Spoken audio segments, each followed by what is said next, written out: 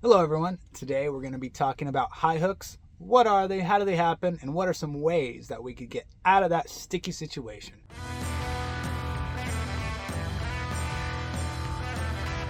A high hook happens when a truck is backing underneath of a trailer that is too high and that pin goes over the fifth wheel plate and gets stuck or potentially damages the truck or the trailer as well. Some of the things that could cause high hooks are drivers simply just lowering the landing gear down too far when they're dropping the trailer, or yard jockeys moving trailers from different terrain. Say a driver drops one in a pothole, he had to crank down the landing gear a little bit higher to drop it in a pothole, and then a yard driver might move that trailer, and they could even move it to like a bump, like some of those pads are actually a little bit raised or lifted.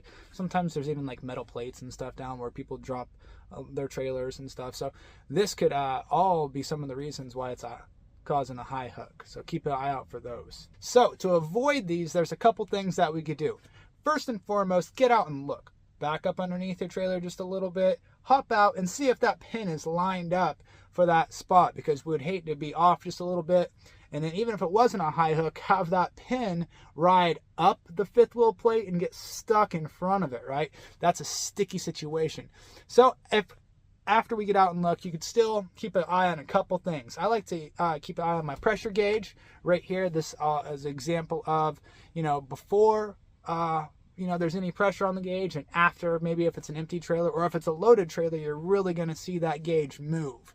So that pressure gauge. Also, check the gap between the wheels and the bottom of the trailer, right? I usually like to see a hand's width, of a gap. And if it's a little bit longer than that, if it's a bigger gap, then you might have a high hook. So some trucks come equipped with a dump suspension button in the cab. This model truck I have doesn't have that, but another way to raise and lower is this leveling valve right here. This determines the ride height. So if we pop that out and let it bleed out,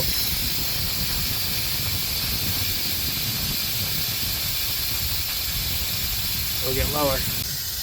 Then we can see our bags are about empty right now. So if I lift this up, it'll also raise the trailer up too. Those bags are inflating and it's airing up. Let's get lifting it higher. Thank you everybody for watching this far. Hopefully everybody stays safe out there. Happy Thanksgiving. Today is Thanksgiving. I'm doing some work, have some downtime in between these loads. So I thought I'd make some videos for you guys. Hopefully everyone has a safe and prosperous new year. Thanks.